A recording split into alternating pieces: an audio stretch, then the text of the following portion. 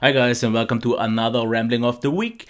The first thing that I want to tell you is that from now on I will put on the topics here somewhere on the screen and in the description as time codes, because a few of you asked me if I couldn't just put the topic somewhere so you know what I will be talking about and where for you to jump to the point in the video. I never really wanted that because I wanted you to watch the whole thing, but why not? If that helps you, if that makes you happy, why not? The second thing is, if you want to do something on your PC, like record a rambling, maybe it's not the best way or the best idea to make a Windows update, especially if it's the big one. Because I did that, lost like over 1.5 hours that I couldn't do anything. For some reason, my desktop in my living room had this update almost 2 days ago, but I have it now on my laptop as well, and I just have to quickly show off one thing, why I love it. Okay, you should be able to see this. This is new. It's a minor thing, and I don't care about anything on the new update besides this. If I have two things side by side, I just can move one and both will adjust accordingly. Before, you always had to adjust one and snap the other one. And yes, it's a super tiny thing, but makes enough of a difference for me. It's huge. iOS or macOS has something similar, but forget it. It doesn't work at all. It doesn't work properly, because what I liked at first on macOS was full screen apps to jump between them and Windows apps. But no, if you want to multitask, do a lot of things, then you don't use full screen apps anyways. And then Windows 10 with its new Snap system and this small little addition makes a world of a difference, especially if you have multiple screens. I have also one call to action later that you can just jump to that. It is about my free screens, but I will talk about that later. So one thing that I wanted to talk, that is a small change for you maybe, but a huge one for me, a possible one, because I talked to my local DSL provider. It's not mine yet, but I talked to them. They are a small local company that noticed one thing. Here in this part of the town that I live in, no big company will invest anymore in faster DSL. So what did they do? They invested some of their own money to make a kind of speed up point where it's shorter connection, so we should get faster speeds. They promise up to 100 megabits, but they say something like 10 times more what you have at maximum is what you should get, maybe at around 50 megabits. So I talked to them yesterday, just briefly on the telephone, and they said to me that I could expect at least 25 down and 10 up, but since I'm just 200 meters airline or airway, I'm not quite sure how is that actually, but yeah, you get it. I should actually get at least 50 down, 20 up, which is a huge bump for me. Not because of the download. I have right now 13, 14 megabits of download, which is totally fine for me, even though sometimes just streaming 1080p on YouTube is not good enough. But it's the 10 or 20 megabit upload that would improve so much for me, because right now I have about 1 Mbit, and uploading a review takes me like 8 or sometimes even 10 hours depending on the length of the review.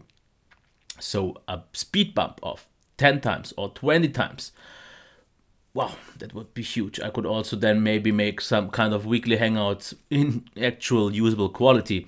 So I really hope this will work out. I should know more maybe Tuesday. I will maybe keep you updated on my social media, but that would really make a big change. Okay, let's get to the topics then.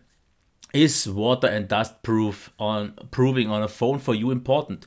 Because I got it so many times on my comparison between the Sony Xperia Z3 and the Samsung Galaxy S6, and so many people told me, you forgot to mention it's water and dust proof. You forgot to mention it's water and dust proof. But the S6 isn't water and dust proof. Yes, and I sound like an ass. Why? Because I don't fucking care about water and dust proof. Yes, my Xperia Z3 is water and dust proof. How many times did I make advantage of it? Maybe 0 times.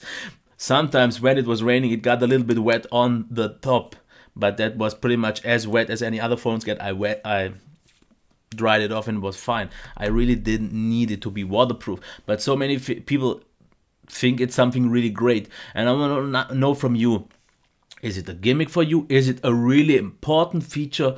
Or is it something that you don't care about? Because, okay, it's nice to know that it is waterproof, even though I see a few people then whining, it's supposed to be waterproof, and mine is wet and now it's destroyed. And yes, I'm sounding again like an ass, but no, I don't just see it. It's nice to know, and especially if you make it as thin and still compact like the Sony, I'm okay with it, even though I don't use it or so. But is it really something that important for you? Is it something crucial for you? Because I see people saying, I would never buy this, it's not water and dust proof.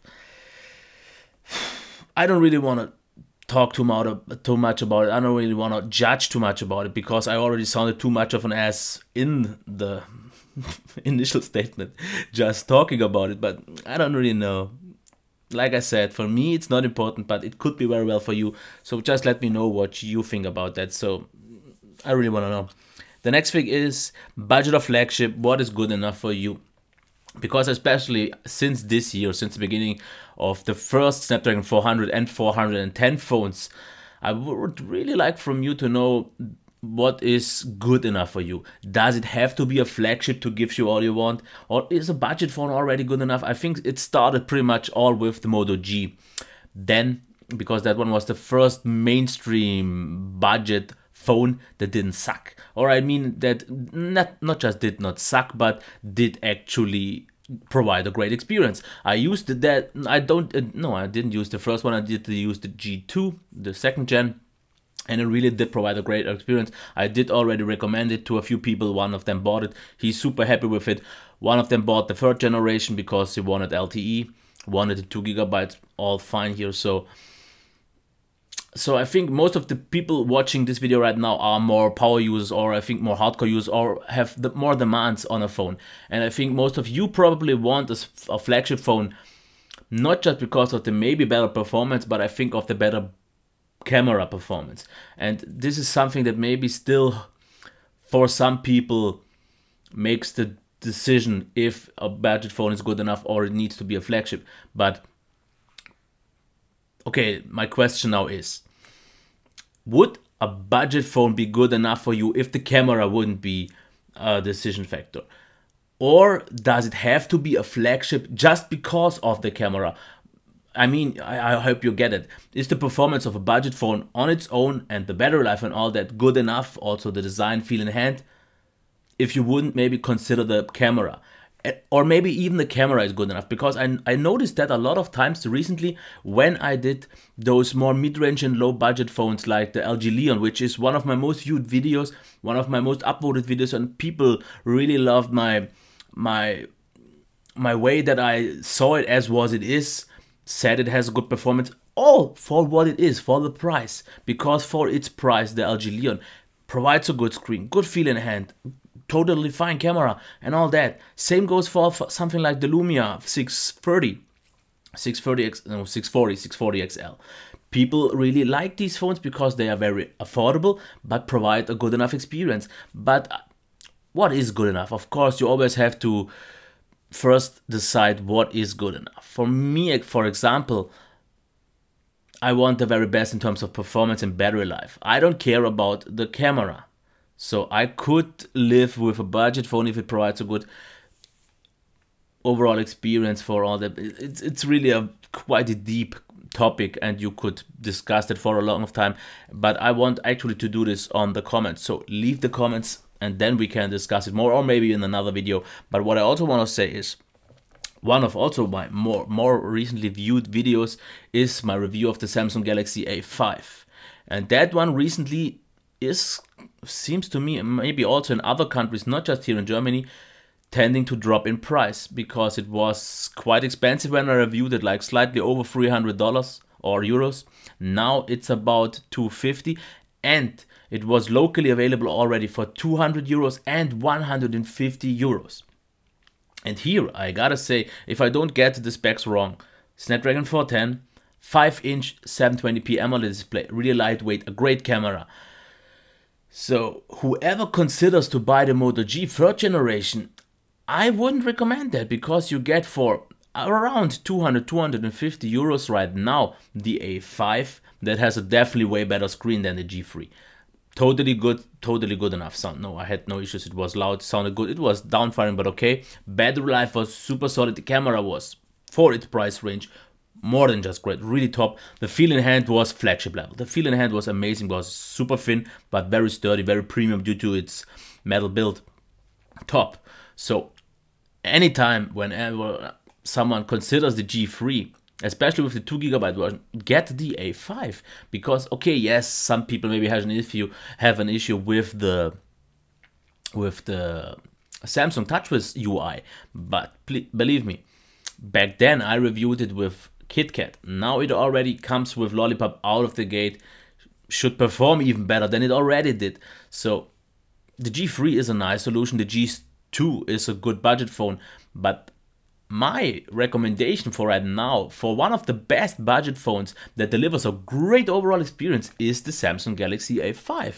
And I think that's a reason why just recently my views picked up on that again. I guess it's becoming everywhere a little bit cheaper because the new one is up on the horizon with a 1080p screen, a even better camera, even better chipset now. But for right now, for around 200, you get a killer phone. Okay, yes, we still have to consider one phone, and that is actually my next topic, the OnePlus X. I didn't ever on any rambling talk about it. I actually didn't really want to get into too much into the discussion, because I know everyone, whenever everyone else says something about OnePlus, always the same things go up. Bad support issues, quality issues, software issues, all fine. I won't judge on that. I won't talk about that. We discussed this topic already way more than enough. But just for the phone, my thoughts real quick, even though they are quite outdated. First reviews are already out there. And no, I won't review it because OnePlus definitely won't ship me a review unit, because they don't do this for normal YouTubers, only for the really big ones. Or if you maybe work for D brands or Slick Wraps and get one for free. So I would have to pay for it. I'm definitely not paying for it. Not that it's not a good phone, but I can't afford it right now. My PC already took too much of my money, and I didn't really buy any review units recently anyway. So it's not that important, but what I think about it, I think the build quality seems to be outstanding. 5-inch is a great size. Glass on glass, that I'm a fan of glass on glass, is pretty much obvious, since I'm still rocking my Z3 for over 1 year. And in terms of feel in hand, it should be quite similar. And I still love the feel in hand. Maybe a little bit more compact even with the OnePlus X. So it should provide a great feel in hand. An AMOLED display, which I'm not quite sure what to think of it yet. A few reviewers say it's an absolute great display, but for example, Engadget says it's just an okay AMOLED. At least the potential is there for AMOLED to be great. One thing that I'm a little bit annoyed by the Z3 recently is blacks are quite okay, but it's just too bright. There is this slight hue blue, and the worst thing about the Z3 is that it's not using Gorilla Glass, and I don't know if you can see that. It's mud, yeah, here. The glass is terrible. There is no oleophobic coating on it, never was. When I got it right from the start, it picks up oil and everything, and it gets smudges, and it's quite hard to clean off. Every other phone that I used recently, even the lower budget ones, except for those who didn't use maybe Gorilla Glass, had a way better oleophobic coating and could be cleaned off super clean. This is something that I hate on the Sony Xperia, and if they didn't change this on any other ones, okay, I'm not that interested in any other currently one, maybe in something like the Z6 if it gets the Snapdragon 820, but if they don't use Gorilla Glass, I'm out. I don't want anything else, because Gorilla Glass still has the best smooth feeling of glass, so I want definitely that. But getting back to the OnePlus X, it uses the Snapdragon 801.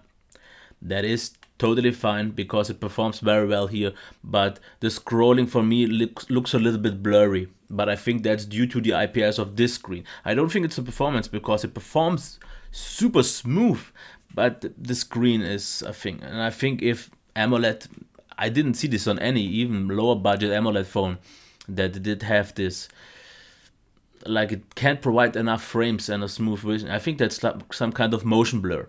So if that's out of the way, I would right now, if I wouldn't have a phone, I think I would personally even maybe go for the OnePlus X.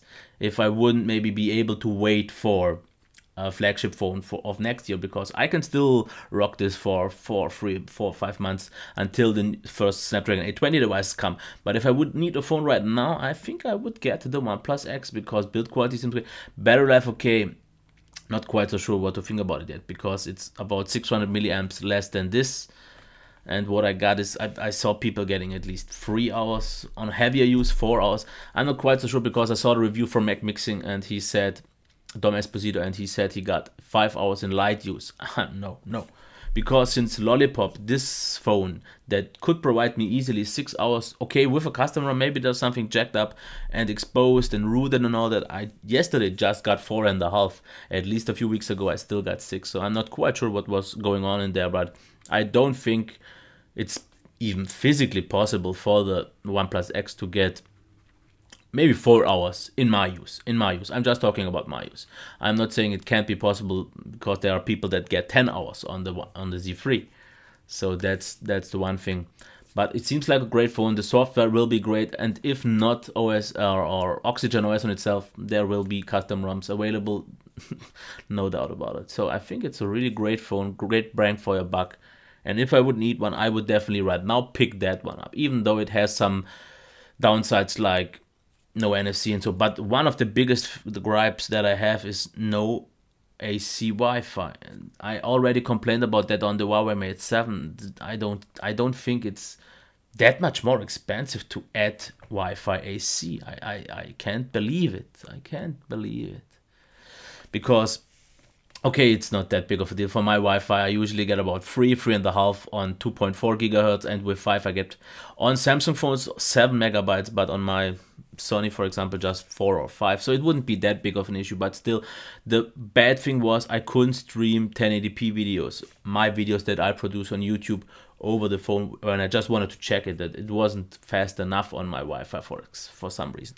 But I'm rambling for 18 minutes, but I think the good thing about that is that I will have the topics for you to see in the timecode, so you can switch it if I ramble too much. But since this video, or yeah, it's rambling anyways. Okay, now let's get to the call of action. You see the monitor back in the background? Wow, back in the background, yes, you see it. What I usually do is in reviews recently, since I have it, I make product shots of the product that I'm reviewing and have it on this monitor playing.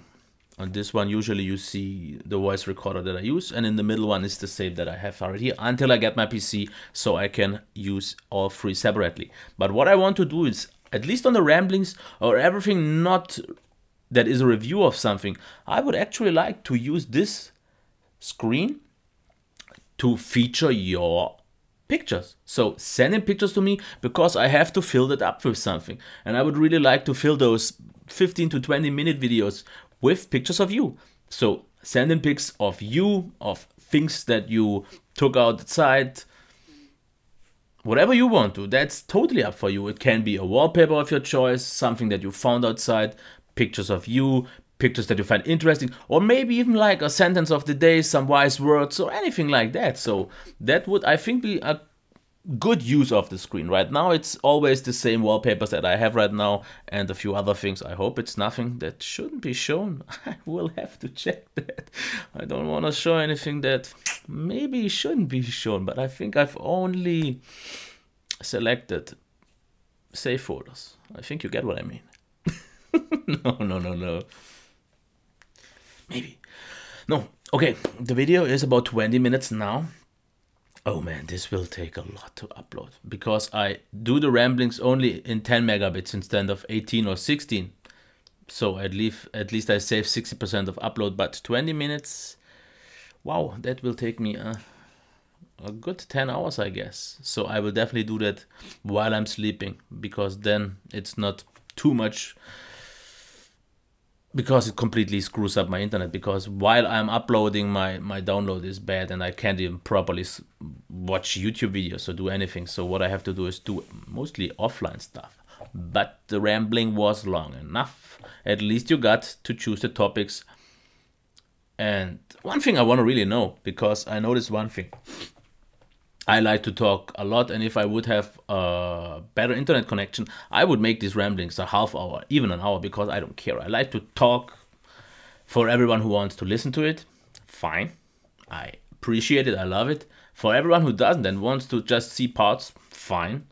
But at least I don't have to feel like I would have to rush anything, because I don't really like to do this. But at least in here in these ramblings, I have to try to keep it a little bit, let's say, reasonable, just because did you even see that? Reasonable? Just for me to actually be able to upload it and not use a whole day of upload. And the rendering takes quite long as well. That's not the issue. Even though if I would maybe have a fast internet, I could do these live. No, actually, yeah. But not in this quality. I at least want to make them up in 1080p. With a faster internet connection, I wouldn't care, because 20 times faster, for example, if it needs 10 hours now, 20 times faster, that's nothing. Or even 10 times, I could upload that, no problem. Anything less than 2 or 3 hours would be already great. So, yeah, what I actually wanted to know is, who of you, just maybe in a small comment, watches the whole damn thing? Hey, when I actually said damn thing, it doesn't have to mean damn, like D-A-M-N. It could be damn, D-A-M, my name, kind of, damn thing. Not that you think that I would swear, because I don't do that. No, who watches the whole thing and why? Or where do I get out of hand? Do I talk too much about one thing, or do I drag things too long or not? Because I don't really care sometimes, because I know a lot of people go very, very well prepared into something. They have their topics, they know what to talk about. I don't really have anything. I have the topics itself, but everything up from then is completely rambling, and that's supposed to be like this. I want it like this, and the video is getting even longer. I think like 3 minutes now explaining why it's so long and making it even longer.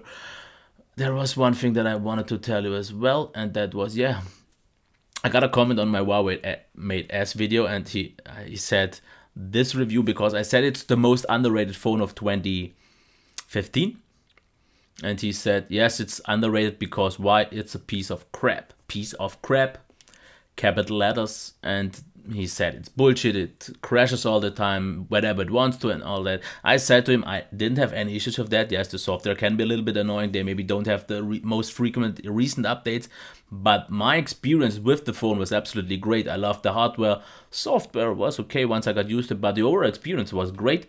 And he said, okay, yes, how much did Huawei pay you? I said, first of all, this video, the review of the Huawei Mate S, when we won't even get like 1,000 views, who would care for that to pay me money to tell something good? I think that's what the bigger YouTubers are there for, not me. I don't get anything of it. I even have to pay for the shipping, and on most of my reviews, especially for example the Toshiba devices, the Huawei devices, all in particular, I pay more for the shipping back than I actually get off the review itself in terms of money. The only reason that I'm not losing out on money just in terms of shipping is because I have a few videos that make a little bit of money to at least cover these costs. But I've never gotten paid for anything. I've never even gotten really something for free. I get like, what I get for free is, okay, here's one thing. Things that I get for free is something like this. I will review this. It's actually not even that bad. It's the Plinth complete your tablet stand. So what it is, just real quick, I will make a video. There was this guy that he's called John Bull, if I didn't get that wrong. He approached me on YouTube. He asked me if I want to, because he saw my tablet stand review, and he said if I wanted to try this one, because what it is about, it's about to be super portable. I think it even did this with what's it called, a 3D printer, because the highlight of it is you have something and you just push and press upwards, it will snap. You have a stand that is variable. You have like this angle, you have this angle, then you have this angle, and if you want to go even lower, you can use this. And there are maybe even a few more. So it definitely works out nice. You can close it. So it works really well. It's a little bit expensive for what you get, because it's just a piece of plastic and it costs about 15 pounds. I will have to use it a few more days to see what I actually think of it. I like that it's capable to hold really big tablets, but oh man, I'm totally rambling.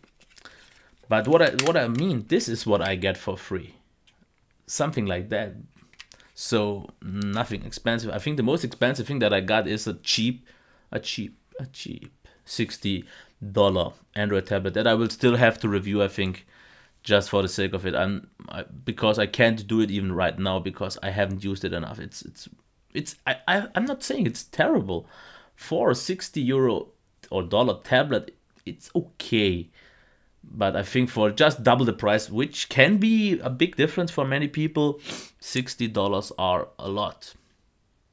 $60 more. But then I think you get a lot more, something a lot better. For example, just this one, the S8 costs about $150. Now with Lollipop, it runs awesome.